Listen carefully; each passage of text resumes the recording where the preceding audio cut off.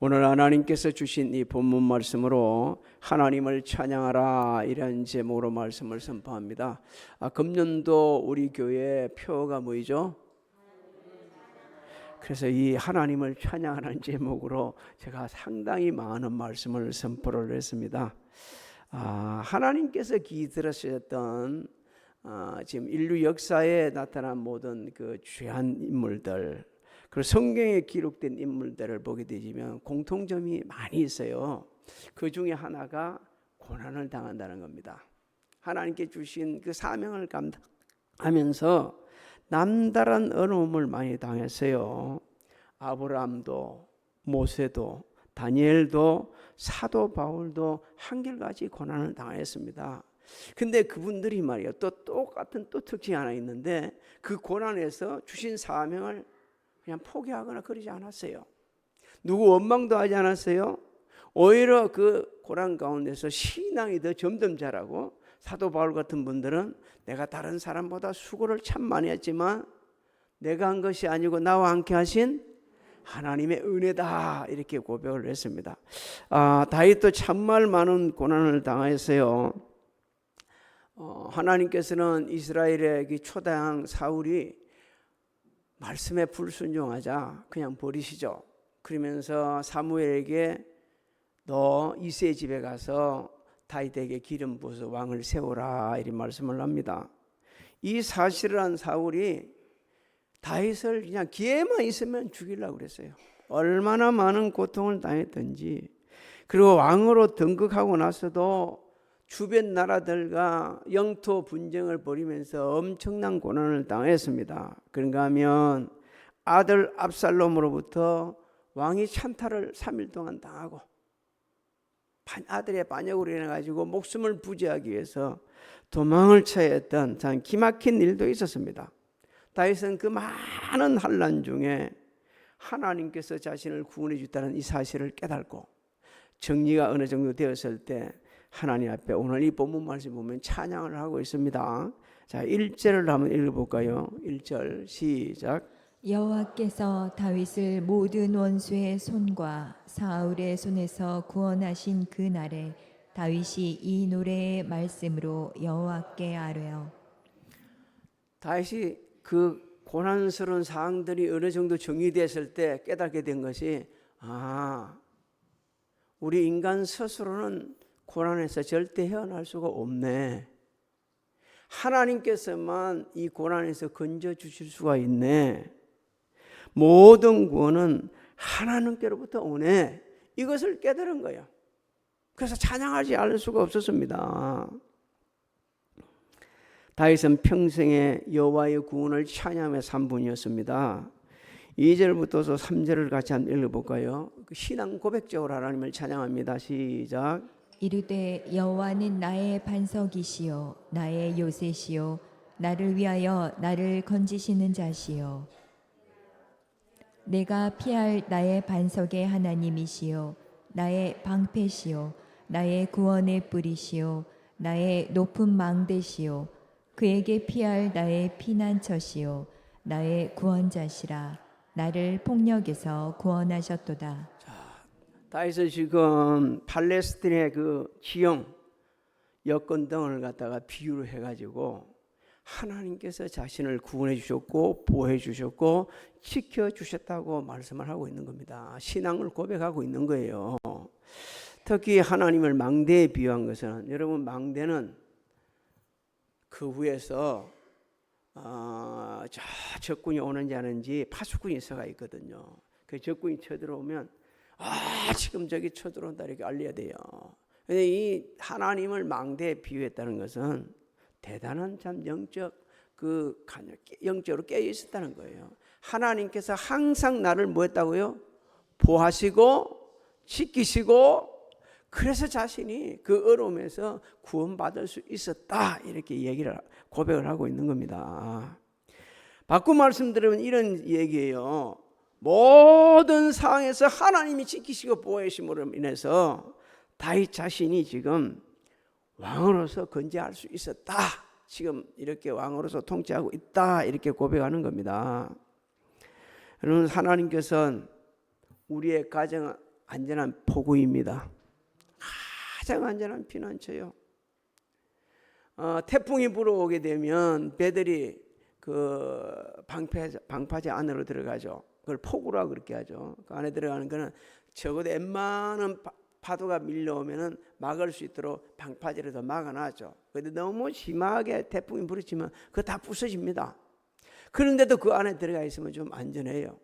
저는 어릴 때 바닷가에서 하도 태풍 치는 걸 많이 봤기 때문에 그럴 때에 우리 아버지 형님들이 어떻게 했냐, 배를 여럿이 그냥 끌어 올리는 게 아니고 그냥 달랑 들어가지고 저 높은 데 또 올리고 또 다른 배 또 들어 또 높은 데 올리고 이래 해가지고 비탈진 밭에다 올려놔놓고 풍랑이 지나가면 또 같이 또 배를 내리고 그러면서 살았던 것을 봤거든요. 여러분, 우리 인생에 풍랑이 많습니다. 금년에도 없었으면 참 좋았겠지만 어떤 분은 지금도 풍랑을 만나서 헤어나지 못할 정도로 아픈 분이 있을 수 있을 거예요. 그럴 때에 하나님 앞으로 나오시기를 소망합니다. 하나님만이 안전포고요. 하나님만이 지키실 수 있어요. 하나님만이 망대입니다. 그리고 모든 역경 고난에서 능히 건져주실 하나님은 전지전능하십니다. 그래서 지금 다윗이 그것을 고백하고 있는 거예요. 그럼 이 다윗이 이런 체험적인 신앙이 어디서 나왔을까? 사울로부터 쫓겨다니면서 생명의 위협을 받을 때에 이 진리를 깨달은 겁니다. 오늘 우리에게 놀라운 은혜를 일깨주고 있어요. 고난이 다 우리에게 고통만 주는 게 아니다.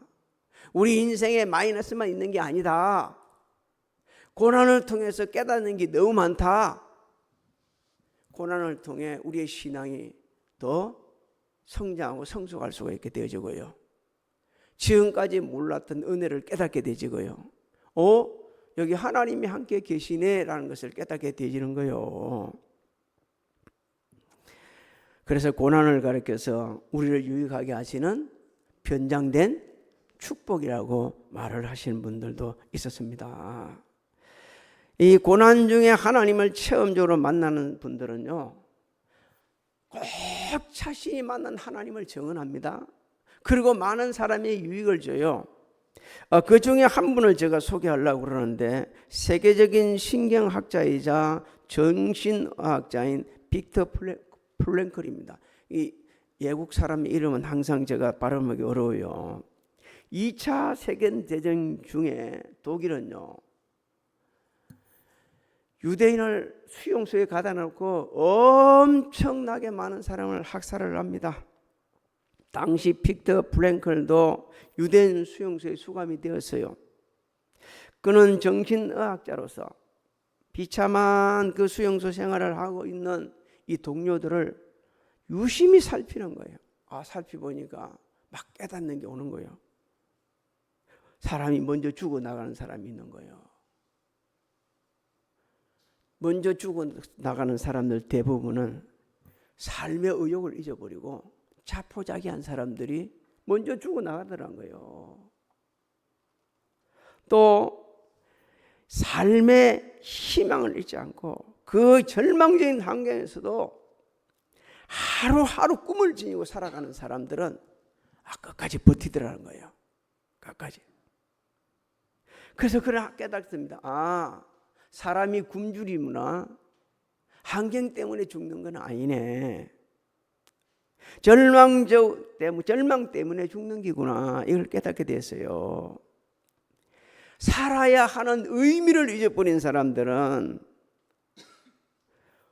어떤 역경, 어떤 조그마한 것도 이기지 못하고 죽지만 심지어 자기 자신을 갖다가 생명을 해서 자살하는 경우도 있지만 삶의 의미를 찾는 사람은 어떤 환경도 이기고 살더라는 거예요.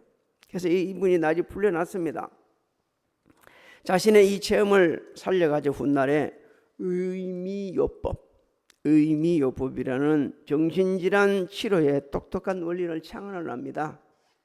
여러분, 의미요법은 삶의 의미를 깨닫게 해가지고 정신질환자를 치료해주는 그런 원리예요. 의미요법을 영어로는 로고테라피라고 그럽니다. 이 로고는요, 헬라어로서는 로고스, 말씀을 말하고, 테라피는 치료예요. 그래서 사람을 치료하는 것은 결국 뭐요? 하나님 말씀이라. 말씀. 우리가 역경을 이겨나갈 수 있는 힘이 어디서 오는가? 하나님 말씀이요. 하나님 말씀 속에 진리를 찾고, 하나님 말씀 속에 길을 찾고, 하나님 말씀 속에서 내 이 아픈 아킬레스건을 해결할 수 있는 방법을 찾는 사람들은 절대 포기하지 않아요. 주저하지도 않아요. 담대합니다.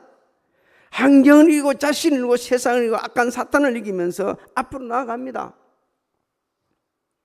하나님 말씀 속에서 이 길을 찾는 사람들, 이 사람들은 대부분 나중에 고백합니다.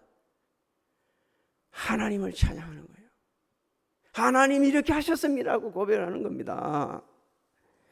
시편 기자도 이렇게 고백을 하고 있어요. 시편 118편 6절로 9절을 한번 읽어볼까요? 시작. 여호와는 내 편이시라. 내가 두려워하지 아니하리니 사람이 내게 어찌할까. 여호와께서 내 편이 되사 나를 돕는 자들 중에 계시니 그러므로 나를 미워하는 자들에게 보응하시는 것을 내가 보리로다. 여호와께 피하는 것이 사람을 신뢰하는 것보다 나으며 여호와께 피하는 것이 고관들을 신뢰하는 것보다 낫도다. 할렐루야. 하나님의 말씀을 우리가 부여잡을 때 그때 왜 이걸 몰랐지? 내가 왜 인생을 이렇게 살아왔지? 어거스틴도 탕자였다가 성 어거스틴으로 바꿔진, 성자로 바꿔진 것은 말씀 속에서 진리를 깨닫기 때문에, 인생을 이렇게 살아서는 안 되겠네라는 이 로마서에 있는 말씀을 보고서 인생을 새롭게 고친 사람이에요.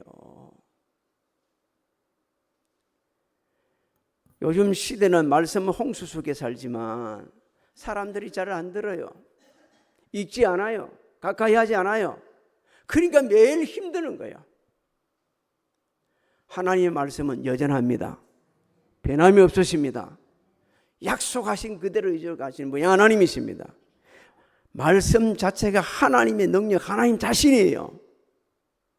그래서 그 말씀을 부여잡고 혹여 힘들지라도, 어떤 기분 나쁜 일이 있을지라도, 어떤 상황에서도 넉넉히 이겨가시기를 주의 이름으로 소망합니다. 다윗은 이제 신앙 고백을 한 후에 또 하나 깨달은 것을 고백하고 있죠. 정말 힘들 때에 자신이 하나님께 기도하니까 하나님이 응답하시더라는 겁니다. 4절부터 6절을 한번 읽어볼까요? 그 상황이 어떤지. 시작.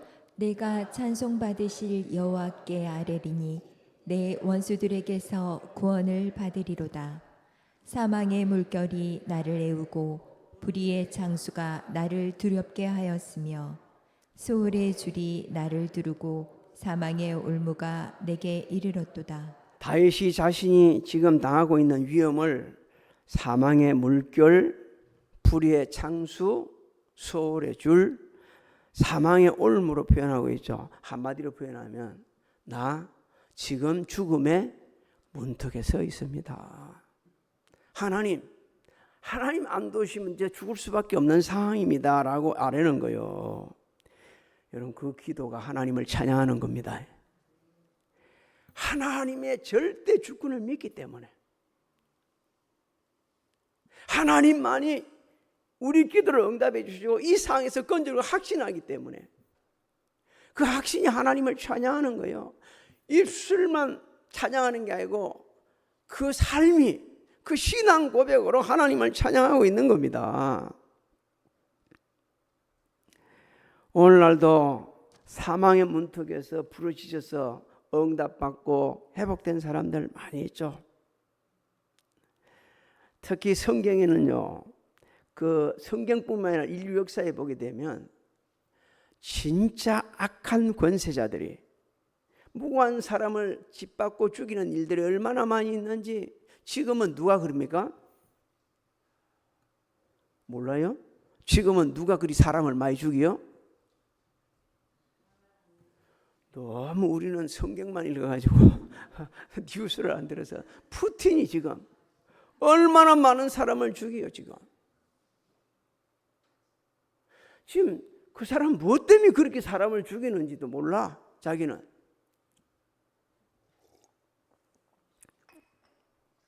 성경에도 사람을 아주 악하고 야고보를 칼로 죽인 헤롯이 있습니다. 헤롯은 제일 먼저 야고보 사도를 죽였죠. 그리고 막 제자들을 얼마나 핍박했는지. 거기다가 야심이 많았어요. 하나님의 영광을 가로채다가 하나님께 심판을 하셔가지고 충이 먹어 벌레가 먹어서 거의 죽습니다. 사도행전 12장 21절로 23절을 읽어봅니다. 시작. 헤롯이 나를 택하여 왕복을 입고 단상에 앉아 백성에게 연설하니 백성들이 크게 부르되 이것은 신의 소리요 사람의 소리가 아니라 하거늘 헤롯이 영광을 하나님께로 돌리지 아니하므로 주의 사자가 곧 친히 벌레에게 먹혀 죽으니라. 사랑하는 성도 여러분, 악한 자들은 어느 시대나 다 있을 수 있습니다. 언제나 악한 자들은 악을 행하야만이 사는 맛이 나는 사람들이요. 그런데 다윗 그런 사람을 만날 때 기가 막히고 힘들겠지만 다윗처럼 어떻게 해야 되냐? 극한 상에 굴복하지 않고 하나님 앞에 기도하시기를 소망합니다. 그 기도를 하나님께 응답하신 거예요. 그래서 악한 손길에서 건져주신 겁니다. 왜? 하나님께서는 약속하셨거든요. 기도하면 반드시 뭐 하시겠다? 응답해 주시겠다고 말씀하셨어요. 우리가 기도하기 때문에 응답하시는 거 아니고 예수 그리스도 이름으로 기도하면 응답하시겠다는 하나님의 약속을 따라서 우리를 응답하시는 겁니다. 그래서 우리는 기도해야 되는 겁니다. 7절 20절을 한번 읽어볼까요? 시작. 내가 환난 중에서 여호와께 아뢰며 나의 하나님께 아뢰었더니 그가 그의 성전에서 내 소리를 들으시며 나의 부르짖음이 그의 귀에 들렸도다. 나를 또 넓은 곳으로 인도하시고 나를 기뻐하심으로 구원하셨도다. 우리 인생 여정 중에 말이요, 닥치는 공경, 악한 자들을 통한 압박, 그래서 구원받는 유일한 길은 하나님 앞에 나 부르짖는 겁니다. 참 없었으면 좋겠지만 저도 올해도 정말 만나지 않았으면 좋을 사람, 연관 안 됐으면 좋을 사람을 그런 사람들을 만나서 몇 번을 생각하는 거예요. 이걸 어떻게 대적을, 어떻게 처리를 할까? 어떻게 하는 것이 저 사람을 좀 정신 차리게 할까? 결국은 하나님 앞에 무릎을 꿇었어요. 하나님 앞에 무릎 꿇고 기도하면서 하나님 어떻게 하면 좋겠습니까? 여쭤보다가 하나님의 방법대로 했더니 하나님께서 평강을 주셨습니다. 저 개인적인 게 아니고 우리 교회에 평강을 주셨어요. 세상엔 악한 놈들 많습니다. 정말 어떻게 인간의 탈을 쓰고 저렇게 할 수 있을까 할 정도로 악한 놈들이 많이 있어요. 여러분 그게 지면 안 됩니다. 그럴 때 하나님의 방법대로 하는 거예요. 기도하는 거예요. 사실 제가 좀 못나가지고 나는 한번 해보고 싶은 생각이 들었는데 우리 사모님이 목회자는, 예수 믿는 사람은 그래서는 안 된다. 그러면서 기도하면서 하나님 은혜 가운데 그렇게 따라서 극복했더니만 하나님께서 그렇게 은혜를 베푸시더라고요. 파도가 지나가면, 파도가 한번 빵 치고 나게 되면 그 다음에 뭐 오는 줄 아세요? 잔잔합니다. 파도가 큰 산땡이 된 파도가 땅 치면요, 그때 살아남으면 빨리 하면 살 수 있어요. 왜? 한번 치고 나면 파도는 부서지는데 그 다음엔 잔잔해요. 그때 움직이면 살 수 있어요. 여러분 우리 인생 여정도 그렇습니다. 파도가 한번 빵 치죠. 치고 나면 하나님 앞에 무릎 꿇고 기도하다 보면 하나님께서는 놀라운 은혜를 베풀어 주셔가지고 평강에 평강을 더해 주십니다. 할렐루야. 얼마나 감사한지요. 얼마나. 이거는요 경험해보지 않고는 모릅니다. 왜? 하나님께서는 기도하는 자에게 약속하시거든요. 마태복음 7장 11절을 저는 많은 성경은 암송 못하지만 이 절은 암송을 합니다. 너희가 악한 자라도 좋은 것으로 자식에게 줄 줄 알거든. 하물며 하늘에 계신 너희 아버지께서 구하는 자에게 좋은 것으로 주시지 않겠느냐 하셨습니다. 하나님은 우리가 나는 이렇게 되기를 기도했는데 하나님 저렇게 응답해도 그게 좋은 겁니다. 우리에게 필요해서 그렇게 해주시는 거예요. 하나님 저 손해봤잖아요. 하나님 여전히 지금 아프잖아요. 그럴지라도 그게 하나님께서 우리에게 주신 가장 좋은 겁니다. 그래서 그 좋은 것을 받아들이게 되면 진짜 좋아지는 거예요. 혹시 여러분 들어보셨습니까? 중국 청나라가 망할 무렵에 그 일어난 의화단 사건이 있습니다. 일어났습니다. 그 의화단 사건은 그냥 외세를 갖다가 아주 부정하는 그런 운동이었어요. 중국이. 그래서 외국에서 들어온 철도, 교회, 전선 다 잘라버리고 없애버렸어요. 1999년부터 1901년까지 약 2년간 중국에서 일어났거든요. 그때 제일 피해를 본 사람들이 예수 믿는 사람들, 기독교인들이었습니다. 너무너무 참혹하게 학살을 했어요. 제가 이게 다 전할 수 없는 내용들이 너무 많이 있는데 그래도 한 가지만 전할게요. 남녀를 옷을 벗깁니다. 예수 믿는 사람들 옷을 벗겨가지고 불 속에다 집어넣어요. 그래 아주 태워 죽이지 않고 살을 일으켜요. 그리고 그 익힌 살을 저가 먹어요. 그리고 생매장을 해버리는 거예요. 무덤을 파가지고 그 속에 산 사람을 그때 집어여갖고 묻어버려요. 그렇게 악한 짓을 했습니다. 결국 이들은 유럽, 일본 이 나라들이 들어가가지고 다 평정을 하긴 했어요. 2년 만에 끝났습니다만 당시 그곳에 복음을 전하고 있던 로잘린 코포스 가족들이 있었습니다. 그 어느 날 폭도들이 자기 가정을 둘러싸네.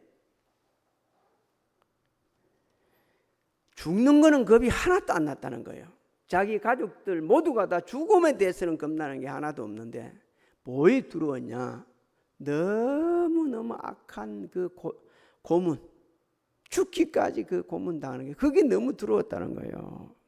근데 그 당시 남편 조나단이 호주머니에서 조그마한 성경을 하나 꺼내냈더만 성 읽기 시작하는 겁니다. 그 사람들 앞에서. 한 절만 봅니다. 신명기 33장 27절을 한번 읽어봅니다. 시작. 영원하신 하나님이 내 초소가 되시니 그의 영원하신 팔이 내 아래에 있도다. 그가 내 앞에서 대적을 쫓으시며 멸하라 하시도다. 이 로잘린드는 당시 상황을 이렇게 해고해놨어요. 말씀의 효과는 대단했다. 가족들 모두 하나님이 우리에게 말씀하시고 계신다는 사실을 깨달았다. 이 세상 사람들에게 주신 하나님의 말씀 중에 그 말씀보다 더 직접적으로 다가온 말씀은 없었을 것이다. 아까 우리 읽은 첫 번째 절을 읽기 시작하자마자 말할 수 없는 평화, 큰 평화가 영혼 구석구석까지 임했다. 공포심은 온데간데 없이 사라져버리고 하나님이 그 자리에 함께하고 계신다는 사실을 느낄 수가 있었다. 그분의 임재가 너무 실감나 마치 눈앞에 보이는 것만 같았다. 저는 이 부분을 한번 읽어보면서 얼마나 은혜를 받았는지 몰라요. 우리가 이 죽음의 폭도들, 피에 굶주린 폭도들이 자기 가족을 다 죽이겠다고 하는 그런 상황 속에 있을 때에 성경을 꺼내내갈 수 있을까? 그리고 그 말씀이 들려올까? 그 말씀 때문에 힘을 얻어갖고 공포가 사라지고 그냥 막 기분이 그냥 어느 정도 그냥 마음의 평안을 얻을 수 있을까? 몇 사람이 그리 될까? 나는 하나님 앞에 회개했습니다. 하나님, 저는 저 상이라고 하면 성경 생각도 못했을 수 있어요. 아니 성경을 읽더라도 덜덜 떨면서 읽었을 거예요.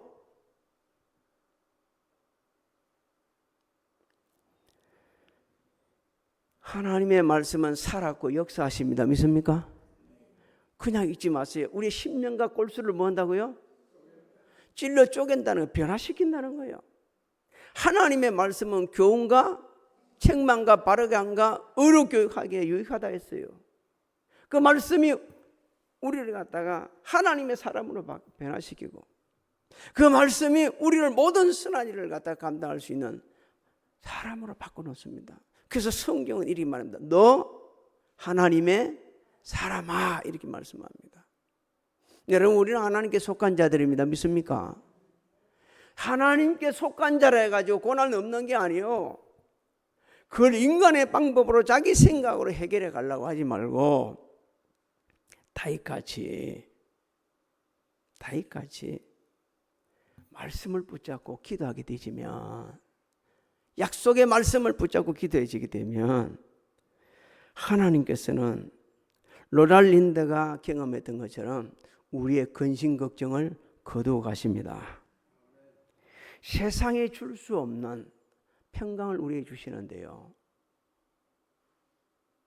모든 지각에 뛰어난 하나님이 우리의 마음과 생각을 지키시는 놀라운 은혜가 임합니다.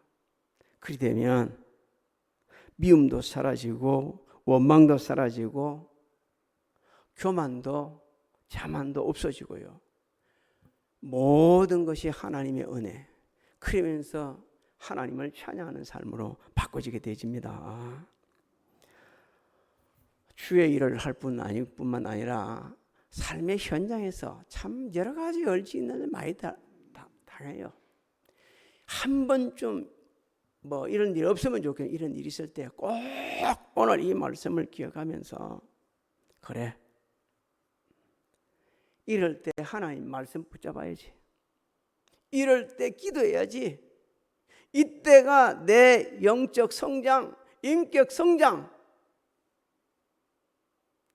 내 자신을 한번 돌아보는 하게 하시는 하나님의 특별한 은혜의 시간이지, 이리 생각하면서 나가다 보면 반드시 기적은 일어납니다.